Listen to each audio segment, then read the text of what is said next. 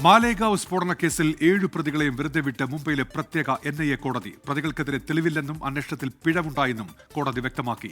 ശ്രീനാഥ് ചന്ദ്രനോട് മുംബൈയിൽ നിന്ന് വിശദാംശങ്ങളുമായി ഇപ്പോൾ. ശ്രീനാഥ്, ഈ ഉത്തരവിന്റെ പകർപ്പത് പുറത്തേക്ക് വന്നിട്ടുണ്ടോ?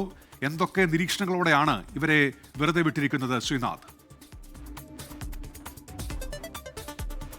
ഉന്മേഷ്, നമ്മുടെ രാജ്യത്തിൻ്റെ ചരിത്രത്തിൽ തന്നെ പ്രധാനപ്പെട്ട ഒരു ഭീകരവാദ കേസാണ് മലേഗാവിലേത്. നമ്മുടെ രാജ്യത്തെ മതസമുദായങ്ങൾക്കിടയിൽ ഒരു സ്പർദ്ധ ഉണ്ടാക്കുക എന്ന ലക്ഷ്യത്തോടെ സ്ഫോടനം നടത്തി എന്നതായിരുന്നു അന്വേഷണ ഏജൻസികൾ, അതായത് ATSഉം പിന്നീട് കേസ് അന്വേഷിച്ച NIAയും ഒക്കെ തന്നെ കണ്ടെത്തിയത്. പക്ഷേ ഈ കേസിൻ്റെ പ്രാഥമികമായ വിവരങ്ങൾ പോലും സ്ഥാപിക്കാൻ ഈ അന്വേഷണ ഏജൻസികൾക്ക്, അത് തെളിയിക്കാൻ NIA അന്വേഷണ ഏജൻസികൾക്ക് കഴിഞ്ഞില്ല എന്ന് ചൂണ്ടിക്കാട്ടിയാണ് കോടതി ഇപ്പോൾ മുംബൈയിലെ പ്രത്യേക NIA കോടതി എല്ലാ പ്രതികളെയും 7 പ്രതികളെയും വെറുതെ വിടാൻ വേണ്ടി ഉത്തരവിട്ടത്. നമുക്കറിയാം, ഈ സ്ഫോടനം ഉണ്ടാവുന്നത് ഒരു മോട്ടോർ സൈക്കിളിലാണ്. ഒരു സ്കൂട്ടറിൽ സ്ഥാപിച്ച RDX പൊട്ടിത്തെറിച്ചു എന്നതായിരുന്നു അന്വേഷണ ഏജൻസികൾ കണ്ടെത്തിയത്. എന്നാൽ ഈ സ്കൂട്ടറാണ് പൊട്ടിത്തെറിച്ചത് എന്നുള്ള വിവരം പോലും ശാസ്ത്രീയമായി തെളിയിക്കാൻ കഴിഞ്ഞില്ല എന്നതാണ് കോടതി ഇപ്പോൾ നിരീക്ഷിക്കുന്നത്. ഈ സ്കൂട്ടറിന്റെ ഉടമസ്ഥ ആയിരുന്നു പ്രഗ്യാ സിംഗ് ഠാക്കൂർ എന്നതാണ് ആദ്യം ATS പിന്നീട് NIAയും ഒക്കെ തന്നെ കണ്ടെത്തിയത്. പക്ഷേ ആ സ്കൂട്ടറിന്റെ ഉടമസ്ഥാവകാശം പോലും, അത് ആരുടെ ഉടമസ്ഥതയിലുള്ള സ്കൂട്ടറാണ് എന്നതുപോലും തെളിയിക്കാൻ കഴിഞ്ഞിട്ടില്ല. മാത്രമല്ല, ലഫ്റ്റനന്റ് കേണൽ പ്രസാദ് പുരോഹിത്, അദ്ദേഹം ഈ കേസിലെ പ്രധാനപ്പെട്ട മറ്റൊരു പ്രതിയായിരുന്നു.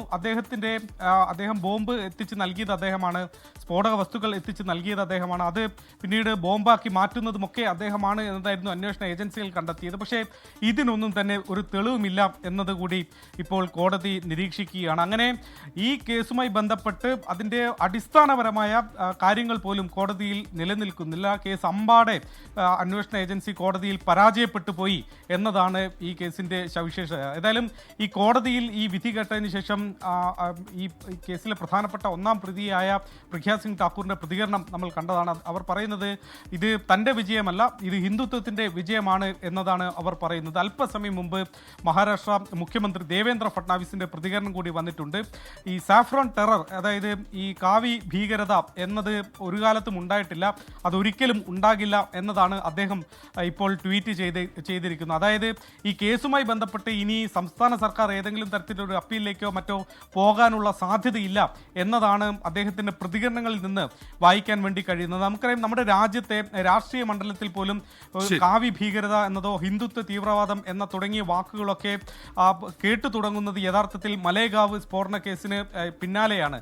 പക്ഷേ ആ ഒരു വാദം ഇനി എവിടെയും ഉയർത്താൻ കഴിയില്ല, അതൊരു വ്യാജ പ്രചാരണം മാത്രമായിരുന്നു എന്നൊരു നെറേറ്റീവിലേക്ക് ഇപ്പോൾ BJP നേതാക്കളുടെ പ്രതികരണങ്ങൾ വരികയാണ്. രവിശങ്കർ പ്രസാദിൻ്റെ പ്രതികരണം അല്പസമയം മുമ്പ് വന്നിട്ടുണ്ട്. ഇപ്പോൾ ഭോപ്പാലിൽ ഉമാഭാരതി മധുരം വിതരണം ചെയ്യുന്ന കാഴ്ചയും കാണാൻ വേണ്ടി കഴിഞ്ഞു. BJPയുടെ സഖ്യകക്ഷികളായ ശിവസേന അതായത് ഷിൻഡെ വിഭാഗത്തിൻ്റെ നേതാക്കളുടെ പ്രതികരണവും ആ തരത്തിൽ വന്നിട്ടുണ്ട്. അങ്ങനെ ഈ കേസ് അമ്പാടെ പരാജയപ്പെട്ടു പോയിരിക്കുന്നു. ഒരു തെളിവും, അടിസ്ഥാനപരമായ തെളിവുകൾ പോലും കോടതിയിൽ നിലനിന്നില്ല എന്നതാണ് മനസ്സിലാക്കേണ്ടത്.